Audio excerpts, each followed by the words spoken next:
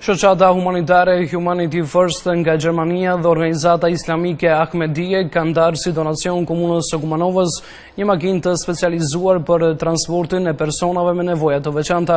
Kryetari i Kumanovës Maksim Dimitrievski tha se ky qytet ka nevojë për të paktën 6 makina të tilla. Në Kumanov janë të evidentuar 900 persona me nevoja të posaçme, nga të cilët 90 janë nxënës.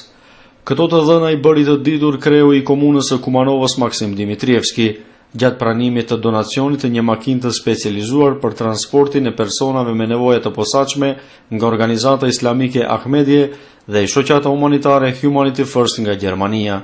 Ovo je samo početak, djelotna naša ta surabotka. Ky është vetëm fillimi i bashkëpunimit tonë të iniciuar nga kumanovarët në Gjermani, gjatë vizitës sime 2 ditore si kryetar në Gjermani. Jam impresionuar nga vullnetarizmi që e praktikojnë antarët e kësaj organizate, si një nga mënyrat si duhet të ndihmuar një bashkësi apo një shoqëri.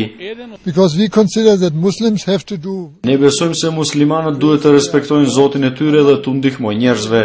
Ju keni një kryetar i cili është i gatshëm të zgjerojë kauzën e komunës së Kumanovës në botë, për çka ne jemi të impresionuar.